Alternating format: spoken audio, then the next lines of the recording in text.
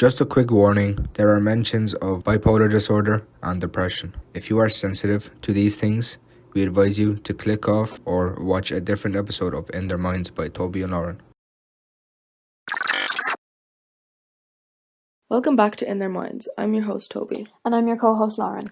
Today we're going to be talking about Elisa Lam and her vanishing at the Cecil Hotel. Elisa Lam was born on April 30th, 1991 in Vancouver, Canada to David and Una Lam. She had one sister, Sarah, who she was reportedly quite close to. They bonded over their love for fashion. Lisa was diagnosed with bipolar disorder and depression. What is bipolar disorder? Bipolar disorder is a serious mental illness and is considered to be a mood disorder. People with bipolar disorder experience episodes of severe depression and episodes of mania. Overwhelming joy, excitement or happiness, huge energy, a reduced need for sleep, and reduced inhibitions, which is a force that prevents something from happening. That must have been hard. Yeah, that must have been really hard for her. Because from what we know, she was diagnosed when she was around 21. Mm-hmm. But she could have been diagnosed earlier. And she was in college. So having that all on her plate, and if she was going through episodes while she was meant to be in college and she couldn't get out of bed, that affected her a lot. Yeah, I'd say so. Yeah. I'm friends with a few people who have bipolar disorder. And I can tell just from an outsider perspective that it's difficult on, it's hard on them. Mm. And same thing with depression, it's very hard on people and it's just overwhelming and you don't really know what to do in certain situations when it comes to being depressed and that kind of... Elisa did open up about her mental health and depression in countless of blogs on a site called Tumblr. The post gave insights into Lam's personality, mental health struggles, and state of mind leading up to her disappearance and death. In one of the blogs, she wrote, "I'm in such a state that the tiniest things are setting me off and making me snap at people out of frustration. I'm just trying to speak to them in English, and it's as though they think I'm speaking in Hungarian." In another post, she wrote about depression. She said, "Having depression seems to mean that you've lost the ability to even help someone else in trouble. I don't want to end up bitter and resentful and angry at everyone. Why do we think we know everything when you're just 14? Why do you stop growing when you turn 25? Tumblr. Why have you made me notice every single minuscule detail and therefore so much more judgmental?" On Lam's Tumblr, she also documented about her wanting to travel. Back in 2013, Elisa still lived with her parents in Vancouver, so when she told them she wanted to take a trip down the American coast, they were a bit wary. In the end, Elisa made her way to LA, California, January 26th, 2013. "I've arrived in La La Land," she told her Tumblr followers. Lam said that the building next to the Cecil was a monstrosity of a building next to the place I'm staying. When I say monstrosity, mind you, I'm saying as in Gaudi. But then again, it was built in 1928, hence the Art Deco theme. So yes, it is classy, but then since it's LA, it went on crack. When Elisa booked into the Cecil Hotel, she actually booked into the Stay on Main, but it was more commonly known as Cecil Hotel because of the historic sign on the side and the history behind the hotel doors. The Cecil Hotel was a hotbed for death, and it was a place where serial killers let their hair down. Richard Ramirez, aka the Night Stalker, who tortured, sexually abused and murdered residents of LA, lived at the Cecil. Another serial killer, Jack Unterweger, he was an international serial killer and lived and killed in the Cecil Hotel in the early 90s, but that is a story for another day. The hotel itself is located on Skid Row, and that's a part of LA that is home to over 10,000 people experiencing homelessness, and it is one of the most dangerous places in LA. But a former long-term resident of the Cecil Hotel said anything higher than the 6th floor was dangerous. He said it was pretty much lawless.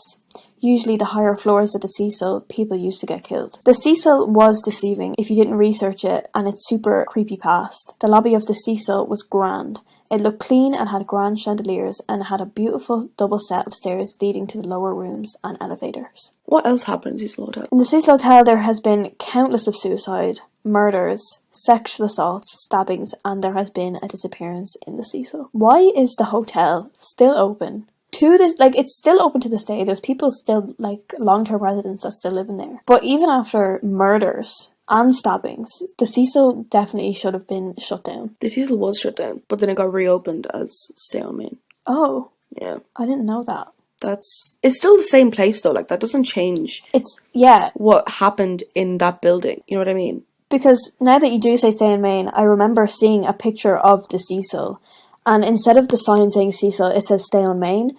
But on the sides of the building, it still says Cecil Hotel, and it has all the, weekly rates and stuff like that on the side of it. They're not allowed to paint over it. They did. But they're not allowed to because it's a historic... It's a historic landmark. Yeah. But they changed over it and put all these models on top of it, trying to romanticize Yeah. it and like lure people in. Like, it's just creepy. It's weird. It's really fucking It weird. should have been shut down after like even the first murder. It should have been shut down, like point blank. Period. Honestly, Especially because, like, even after Richard Ramirez was caught, knowing that he stayed there and the fact that he was seen Mm. walking into the hotel with no clothes on, blood all over him. and nobody questioned it. You know, you put two and two together about those things. You know, it's Some a people bit just don't want to weird. get involved, which, okay, understandable, but like, Come it's on now. fucking creepy as shit. There's a thing called being anonymous. The couple Sabrina and Mike Bowe stayed in the hotel during the disappearance of Lam. Sabrina said she was impressed by the grand and beautiful hotel lobby, but Mike said that once you stepped into the lifts, it was like going back to the 80s.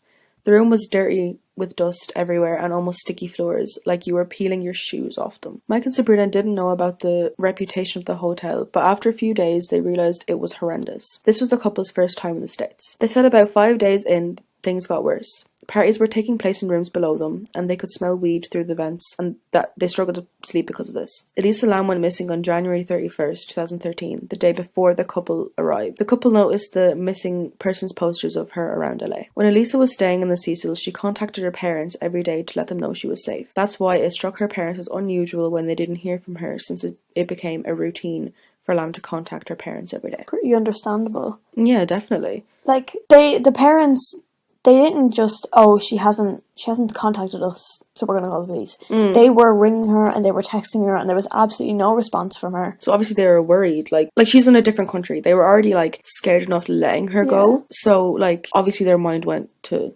the worst possible scenario. That's just parents. Yeah, that's just like a parent's instinct. Something's wrong. If they're not contacting you and they don't know where you are, a parent's instinct is something's happened to them. And they did contact the police. Lam's parents reported her missing to the Los Angeles Police Department, and the police searched the premises of the Cecil but couldn't find her. Police checked the surveillance footage at the Cecil Hotel, and this is where things took a turn into the truly bizarre. The footage shows Lam in one of the elevators on the date of her disappearance, acting very strangely. The footage was pixelated, but you could see Lam stepping into the elevator and pushing all the floor buttons. She steps in and out of the elevator, poking her head sideways to look out the hallway. She peers out the elevator another few times before stepping out of the elevator entirely. In the last few minutes of the video, it shows Lam standing by the left side of the door, moving her hands in random gestures. The only person captured on the footage was Elisa, but the video went on for 4 minutes. At the last few minutes of the video, when Elisa is completely gone from the elevator, the door jumps. So that's a bit odd. Like the door is shut. Jumps? Like it jumps halfway closed. Like something's been edited. Like it's closed and then 1 second later it's just halfway closed. Oh. Which is weird for an elevator because normally the door is shut closed very slowly to let people come in if they're running for an elevator. So for it to just magically jump halfway closed, it's a bit weird. But so it went from being open to just like halfway closed. Like this. Yep. Okay. Which someone could have ran by and they could have taken that part out of the video. You know, you don't know. But as we know, Lam had bipolar disorder, which leads us to think that she was in a state of mania. Lam was staying in a communal room with a few other girls who said Lam was disruptive and odd. Lam was said to be off her prescription drugs for her bipolar, putting her in this state of mania. But let's go back to the couple who were staying in the hotel, Mike and Sabrina. While staying there during Elisa's disappearance, about 5 days into staying in the hotel, was when they noticed the water pressure in the taps was low and the water had a brown tinge to it. They were brushing their teeth, showering, and drinking it. Sabrina said it had a funny taste to it, but Mike went into more detail. He said, "I can't describe the taste because I've never drunk anything terrible enough to compare it to. We knew that it might not be safe to drink, so we had bought lots of bottled water. But we were drinking, showering, brushing our teeth, drinking coffee and tea, and all the utensils we used had been washed with the water from the water tank on the roof." He also said about how the nights were so hot, and that they had drank all their bottled water, so they ended up drinking the tap water, because they didn't want to walk through the corridors with, creepy people in the other rooms.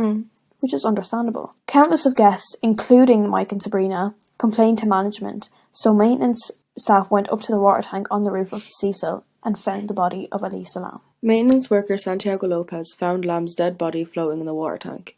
The same clothes she was wearing in the surveillance footage had been taken off and were in the water tank with her. The water was drained, and they cut the tank open from the side to remove her from it. Nobody knows how Lam's corpse got into the water tank, or if anyone else might have been involved. One person had seen Lam before her death, a woman named Katie Orphan who owned a nearby shop called the Last Bookstore. Lam bought books and music for her family, meaning she had plans to return home. When the autopsy results came, the toxicology report confirmed that Lam had consumed a number of medical drugs, most likely her medication for bipolar disorder, but there was no indication of alcohol or illegal substances in her body. Soon after the toxicology report came out, web sleuths began poring over any information they could find, hoping to solve the mystery behind the death of Lam. One summary of Lam's toxicology report was posted by a Reddit sleuth with an interest in medicine. There's 3 key observations. 1. Lam took at least 1 antidepressant that day. 2. Lam had taken her second antidepressant and mood stabilizer recently, but not that day. And 3. Lam had not taken her antipsychotic recently. These observations suggest that she may not have been taking her medication correctly. The use of antidepressant to treat bipolar can have risks, including manic side effects if done without caution. It was probably why Lam's behaviour was so strange in the elevator. But in the autopsy, it didn't show any foul play. But the coroner's office noted that they couldn't do a full examination because they couldn't examine the blood from Lam's decomposing body. In the report, it was said that the cause of death was drowning, but in the boxes that were ticked for the type of death, a mistake was made. Could not be determined was ticked first, and then it was scribbled out, and accident was then ticked. How do you make a mistake on an autopsy? I don't think it was a mistake. It was definitely... No, it wasn't. The hotel are trying to cover their asses. They have to be. Like, so much has happened in that hotel already. For it to still be open, Yeah. and then this happens and a mistake is made. Like, there's a big difference between accident and could not be determined. One's short and one's long. Like, you don't just, like, misread it and just accidentally take the wrong one. Exactly. It's silliness. It's just fucked. Like, you can't mess that up. Like, you genuinely can't just, like, accidentally mess that up, like. Yeah. It's just fucky. It doesn't make sense. Like, they're trying to cover something up. And Especially with the footage. yeah, the footage is... That's one of the biggest things about this, is the footage. It's 4 minutes long. The timestamp is completely pixelated, but you can see her perfectly fine. Like, even when you're watching it, like, you can tell it's edited because of the jump in the elevator. But, like, just the whole... Like, just watching it and seeing her, like, body language and her behaviour and just, like, how scared she looks, it literally just gives you goosebumps. It does. It Like, sends shivers. it's such, like, a... How do I describe it? It's such, like, a creepy vibe. It's very eerie. Yeah, that's the word I was looking for. It's very eerie. It's just, like, it just makes you, like, jump out your skin almost. It's just, like, not gross, but, like, just creepy as fuck. It's just really scary. Well, one of the theories... There's a lot of theories with this whole case. Mystery. Yeah, this Which mystery. is completely understandable. Yeah. There's a tuberculosis theory. Someone on Reddit wrote, after she was found, a huge outbreak of a unique drug-resistant tuberculosis occurred in the same area of her disappearance. How do you diagnose TB? With a Lam Elisa case. That's a big coincidence. That's a complete coincidence. Like, the Lam Elisa, you know, those tests, they've been around for years. They've been around since 2009. 2009, yeah. So it's a complete coincidence, but it's a weird coincidence. Like Lam Elisa. It's You know? almost like it's ironic, Yeah. kind of, if this theory is true. It's just complete irony. Yeah. It's not even a coincidence, just fucking irony, like. But as for the theory, it suggests that the behaviour Elisa inhibited in the elevator was linked to side effects to the anti-tuberculosis medication. We're also told in the documentary that the university Elisa attended housed an important tuberculosis research centre. She was there for 3 days during this outbreak. So, 3 days? Yeah, she was in LA for 3 days before the outbreak. That's not enough time. not enough time. Because you arrive in LA, you check in, Yeah. you unpack, you do what you want, you chillax for a bit, you know, because... Jet lag. No, yeah, exactly. Yeah. No one wants to... When you go on holidays, no one wants to do anything the first day. You just want to chill out. You're tired, you've been travelling all day. She didn't get a plane. She travelled by trains and buses. Okay. So she's going to be very tired. So the first day is cut very short. Then you have the second day. She's out and about, she's walking around.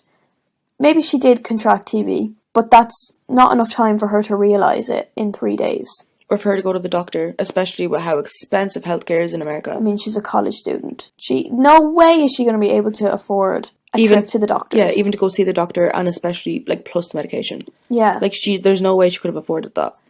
Unless she was absolutely minted, but I doubt she was as a college student. Yeah. It's just, that doesn't make sense. It doesn't at all. And for her to, if she did get the medication, for her to have those side effects, there's not enough time. No. Like, realistically, she was there in like 2.5 days she was there.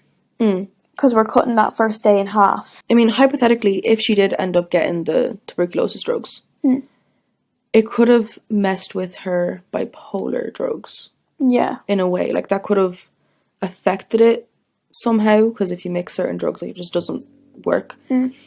So, if this theory is true, which personally I don't believe it, then the 2 different drugs that she was taking could have, you know, Mixed and had a bad reaction. Yeah, and just not worked. There's also another theory. There's 2 murder theories. One of them is a copycat murder. And basically, there was a movie made in 2005 called Dark Water. Okay. And there was this girl. She was found in a water tank in a hotel.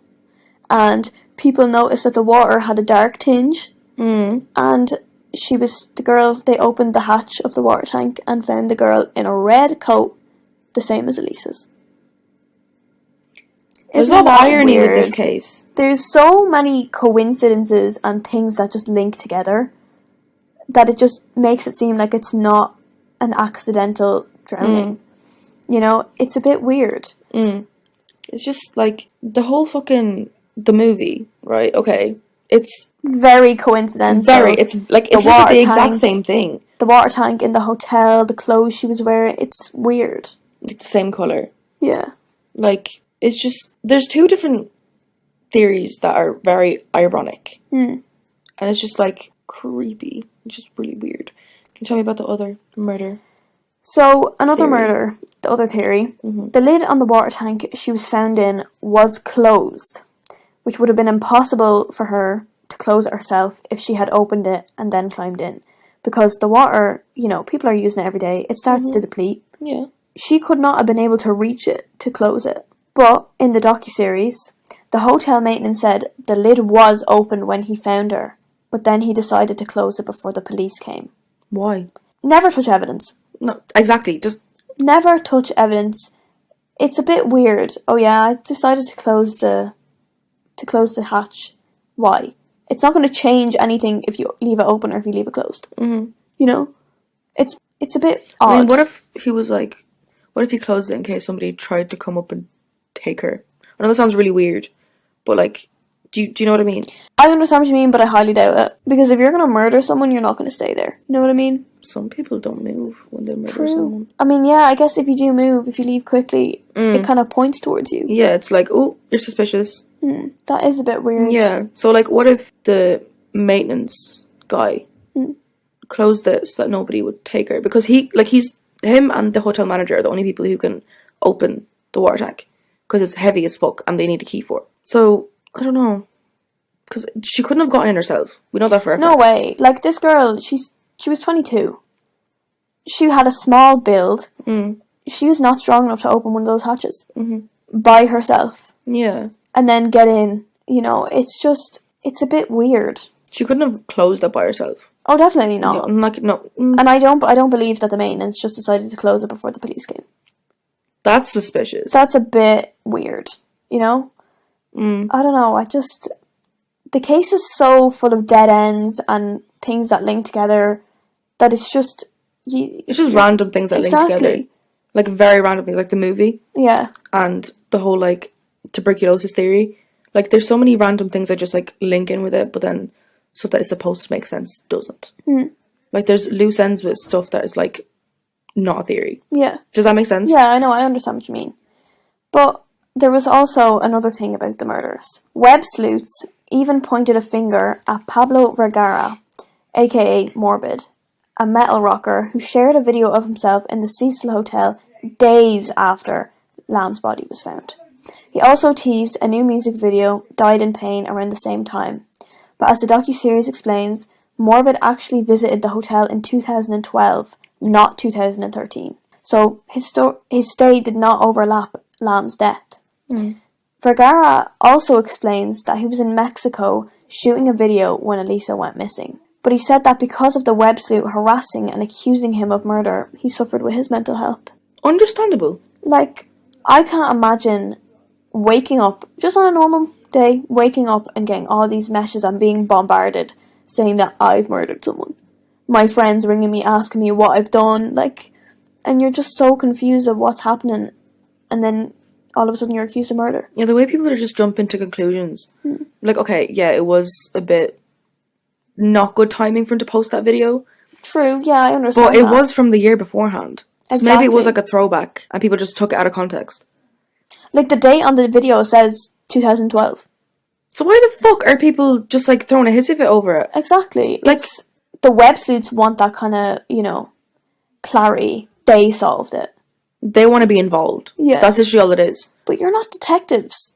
Like, we are not detectives. We learn about this case and we speak about it. We're not trying to solve anything. We speak about our own theories, but... Because we're interested in it. Yeah, like, exactly. That's literally all it is. But we are not detectives. And neither are those web sleuths. And, you know, there's people ringing into the police station. You know, these police are trying to find this young girl's body. And they're saying all these theories. Like, they want to find this girl. Like, you're not their fucking priority. Like, Exactly. Elisa Lam is.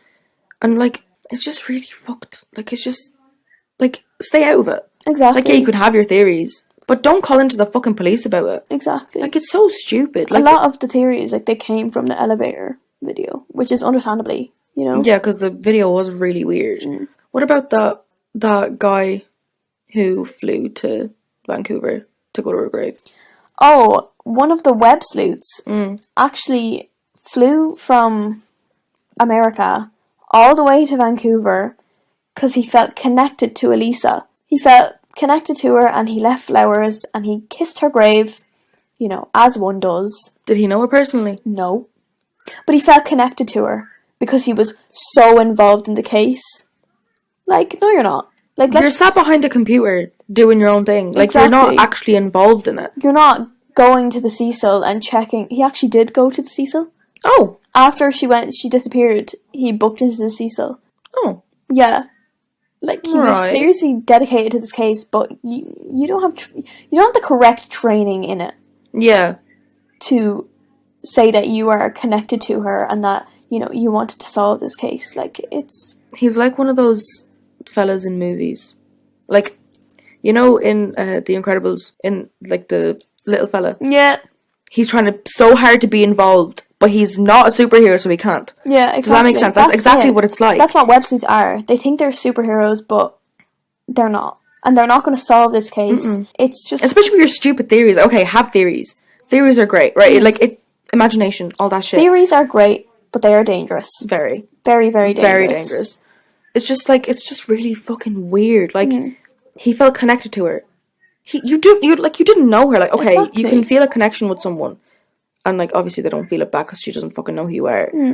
But, like, he completely blew it out of proportion. Completely. He flew to her hometown. It's weird. You may as well really pop in weird. for a cup of tea with our parents. No, honestly. Like, that's just weird, you know? He just, like, I don't know who this man is. But just, like, thinking about the shit that he's, like, you know, blown out of proportion just to, like, be with her at her grave is just, like... It's a bit... fucky. Yeah, I won't lie to you. Weird, creepy, kind of pervy in a way too. Yeah, it just... because the guy looked to be in his 30s. 35 oldest, but... And she's like 22? Yeah. It's a bit weird. I don't know. I don't really like it. Okay, so, more about the elevator video. I 100% think that this video was edited. Yeah. I believe that she was alone in the elevator, but I believe that she was running away from someone. Who's in the corridor. Who's in the corridor. Because, you know, she's hiding in the corners of these, you know, of the elevator. She's pressing all these buttons, pressing the closing door button. And, you know, she's trying her hardest to just hide from this person. And then, ultimately, she steps out of the elevator. Maybe it was to confront someone. And she's doing all these weird hand movements. She's checking each side of the elevator, like, in the corridors. She's doing all these hand movements, which is, for me, I tend to speak with my hands all the time. You know, it's just kind of like, things that I do, and she's, you know, doing all these weird movements with her hands, which could mean that she's speaking to someone if she gestures with her hands a lot, you know? So I believe that someone was there, and Especially with the edit. the edit with the door. Somebody could have ran past it, like. Exactly. The door jumps halfway closed. Someone could have easily shot past it and they edited it out. The timestamp is completely blurry. It's pixelated. You can't see it. You don't know what's going on. It's a bit weird. The elevator video is definitely the biggest mystery for this case. You know, it's definitely where all the theories come from. You know, Because she looks so, like, paranoid and just, like, they have to be covering something up. Like, it's just, you cover something up, like, they have to be covering something up like this. Because the jump, somebody could have ran past. Somebody could have been walking past even. But the way she got out of the elevator, she was looking around and then kind of legged it. And then the video was edited. Like, it's just... it's weird. Because, like, the end of the video, the elevator door shoots closed, then it stays closed for a few seconds, then it opens, then it closes, and then it opens again, and then that's it. But it's only that one part of when the first door closes, that's when it's, like, jumps closed, which is weird, because elevators don't do that. That's not just, like, a malfunction in the elevator. They just don't do that. And, you know, management tried to say that it was just jammed and it just jumped closed. That doesn't happen. That's not how it works, love, you know? That literally doesn't fucking happen. Like, this case is really interesting to me. Especially because, like... The case it's a big case. And, like, you know, she died 10 years ago. But even they haven't still, found. they haven't really saw, you know, she was found. We will let her rest, of course. But everyone still has their theories. And the case is still so big, even, you know, 10 years later, 2023, you know? Like, that's a long time ago. So even 10 years later, the case is still huge. Which is, you know, it's crazy to think crazy. that, you know? People are still trying to figure it out, and people are still going to the Cecil. You're able to open the doors you have to push them open, and they open easily. Like, people are still trying to go in there. And there's videos of people, like, you know, going up to the top floor, using fire escapes and checking in the water tank. What the hello, what? Yeah. No! Yeah, it's weird, I don't like it. I don't know.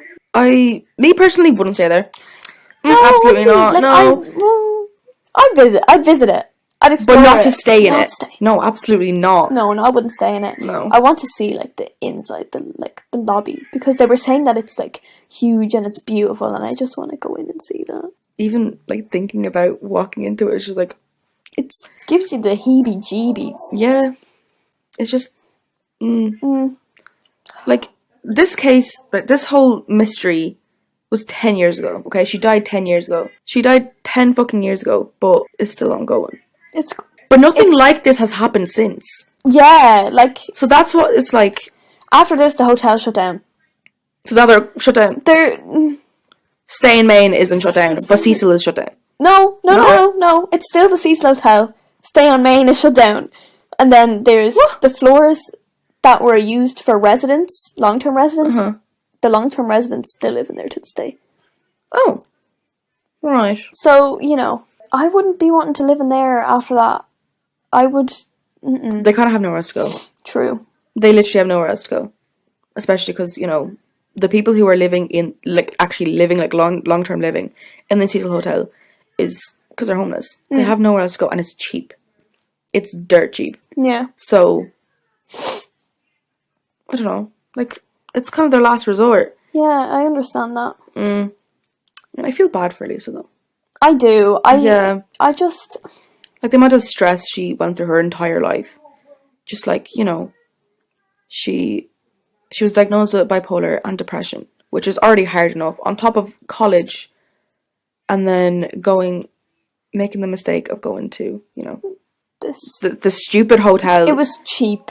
Yeah. You know, when you're going on holidays, And you're a doing college these student. package deals, you find the cheapest deal because you don't have the money. Yeah. Like, you do not have the money. Like, Especially even, a like... college student, yeah. Like, I'm still a student. Not in college, but... Student. I'm a student.